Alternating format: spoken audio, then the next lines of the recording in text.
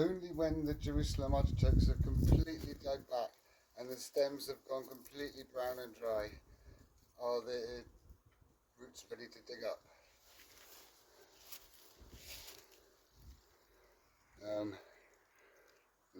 From each plant you get a great big load of these root tubers, which you can use all through the winter. If you watch my video Jerusalem Artichoke survival crop from a few months ago, you would have seen what they look like when they were flowering. They're a type of sunflower and they have lots of little sunflowers on these massive long stems. Jerusalem artichokes don't store very well. They'll last for a few months, but they're best to leave in the ground. So I just pick them up as I need them. But about March they start to sprout, so you really want to dig them up before then. If you don't dig them up, they're fine. They just stay, they just stay, grow like a clump of herbaceous plants. They survive like that for about 4 years, but if you want to get a good crop of them, you really want to move them to a new site each year.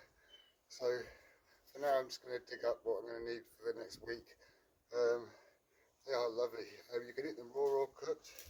So follow the roots of the stem down. There's usually a few stems coming from the same spot. And dig up about 10 inches, a foot, 30 centimeters away from the base of the stems, because you don't want to stab the fork through the root tubers. So they sort of come in a ball around the plant. Just carefully go around it.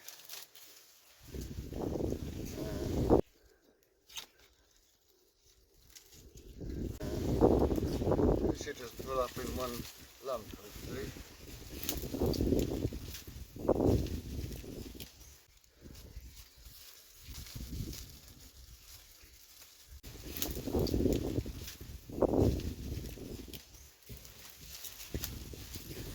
There we are. Dropping off, but they get these great big tubers that just grow in like a ball around the stems.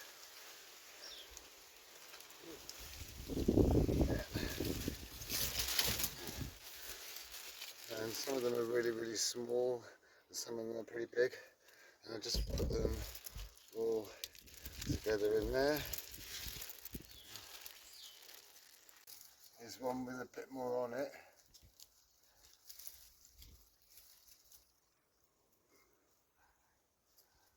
And you've got to look through the soil and make sure there's no stragglers.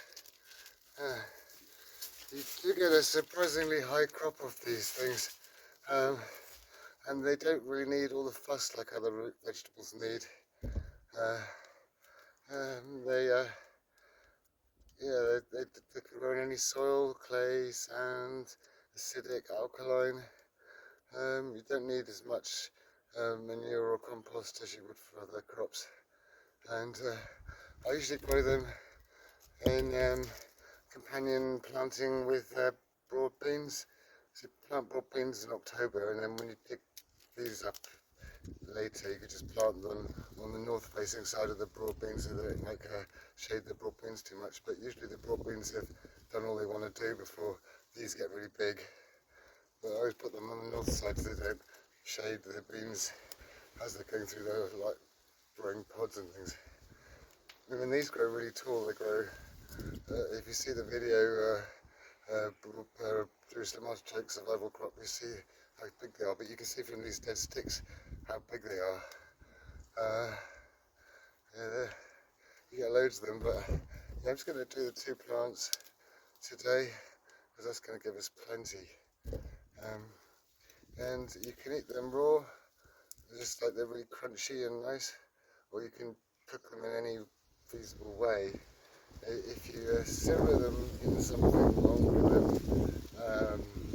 an hour, they turn into like a mush, and they make it into like a nice sauce thing. They're just really versatile. They really could do anything with them. They have a unique flavour. and they're not as starchy as a lot of root vegetables. This bit of stem here, you've got to go over it carefully and pick all the little bits off, because these will grow, so they are kind of, they do have a little, they can be a bit weedy. So you want to pick all these little bits off, and yeah, hundreds of them. It's just from 2 little plants, that'll do us for a while. But just to prove that you can eat Jerusalem artichokes raw, here it is. Yeah. Is that crunchy they are?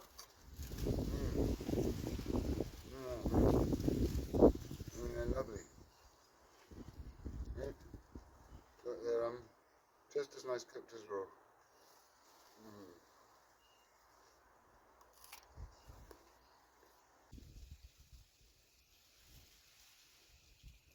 They'll grow anywhere really, as long as they get plenty of sunlight. They'll grow happily in a vegetable garden. They'll grow quite happily in a herbaceous garden or anywhere really. They don't need too much nutrients, but they benefit from being looked after. They don't really mind when they fall over in the wind. Very tough, very resilient, a very good survival crop really. And I've grown them for decades, and they've always provided me with loads of food in the winter. Jerusalem artichokes come from North America, and they're a very good crop to have. Very reliable, very tough, and strongly recommend them to anybody. So I hope you found today's video interesting. If you did, please like and subscribe, and if you press the little me which is down here somewhere, you can see all my other videos, and I shall see you next time.